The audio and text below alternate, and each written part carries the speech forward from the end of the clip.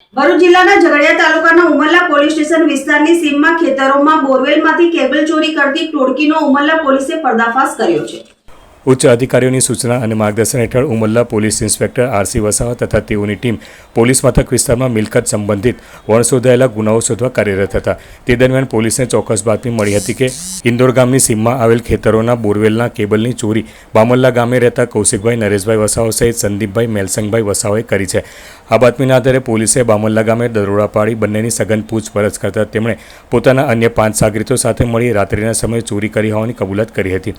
પોલીસે આ ગુનામાં સંકળાયેલા કૌશિકભાઈ નરેશભાઈ વસાવા, સંદીપભાઈ મેલસિંગભાઈ વસાવા, અલ્કેશભાઈ અમૃતભાઈ વસાવા, પિયુષભાઈ રતિલાલ વસાવા, મનીષભાઈ લક્કડિયાભાઈ વસાવા, અંકિતભાઈ ભરતભાઈ વસાવા, રાહુલભાઈ શિવભાઈ મોરિયાને ઝડપી લીધા હતા। પોલીસને તપાસ દરમિયાન જાણવા મળ્યું હતું કે આ ટોળકી રાત્રિના સમયે મોટરસાયકલ પર સવાર થઈ અલગ અલગ વિસ્તારોના ખેતરોમાં જતી હતી, જ્યાં બોરવેલ માટેના કેબલ કાપીને ચોરી કરી ખેતરોમાં સંતાડી રાખતા હતા અને ત્યારબાદ તેનું વેચાણ કરતા હતા।